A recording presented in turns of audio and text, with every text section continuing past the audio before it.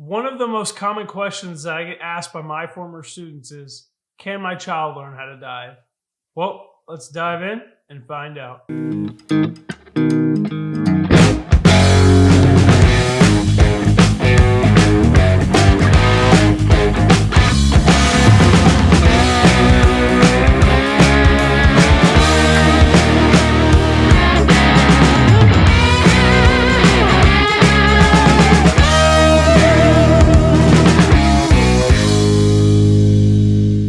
Ladies and gentlemen, welcome back to Tampa Bay Diving. My name is Blake. I'm an independent dive instructor based out of Tampa, Florida. If you haven't already, please dive down, hit that like button, hit that subscribe button so you don't miss any of our future videos. It would mean the world to me and I greatly appreciate it. So many of my students who have children want to get their kids certified so that they can share their passion of underwater adventure with them. And that's a great mindset to have. We want future generations taking part in scuba and conservation so that all this lives on long after we're gone.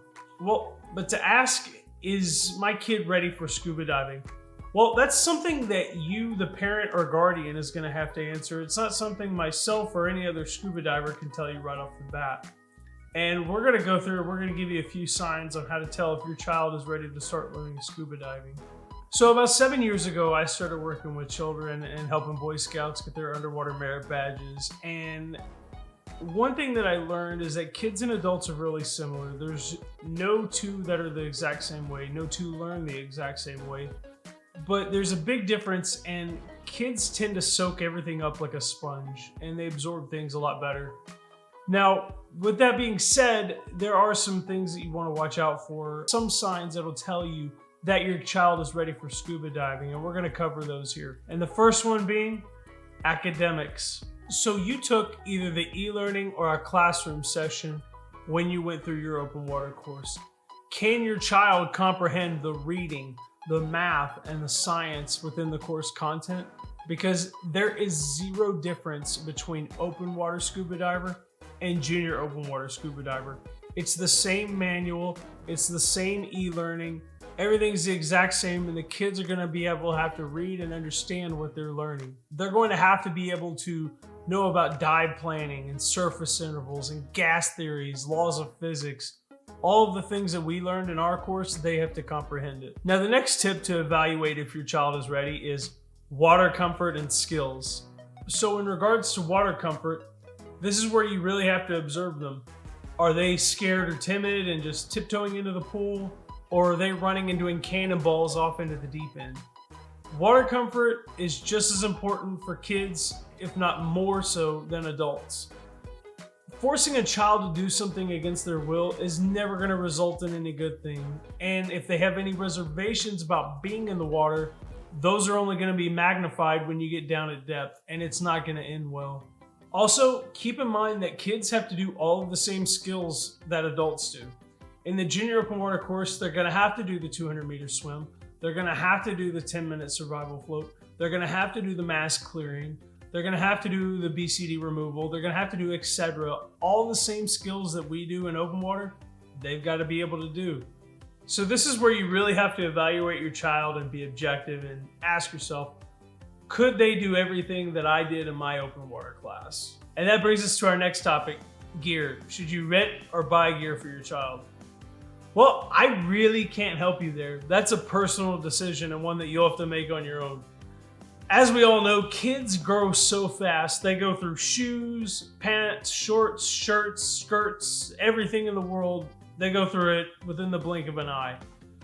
For me, I personally made the decision to buy my daughter a mask and snorkel and then rent everything else because there's just no point.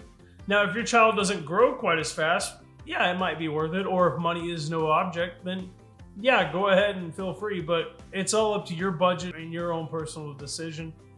But my kids grow like weeds. And that brings us over to our next topic, finding the right instructor. Pairing your child with the right instructor is probably one of, if not the most important decision that you have to make in this whole process. And you want to find someone who has experience in working with kids.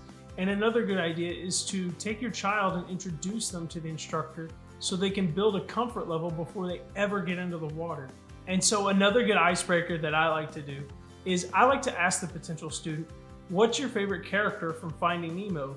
And once they tell me, I can point out on a map of where their different habitats are around the globe. Now, let's talk about a couple issues that your child might face when they first get into the water and start learning how to scuba. Two of the most common things that I see is tooth/jaw pain and trouble with clearing their ears. Now, kids are all the time losing their teeth. They're at that age when their baby teeth are getting pushed out and their new teeth are coming in. Every kid is different and every kid gets new teeth at different ages, but that's just a common one for that age group.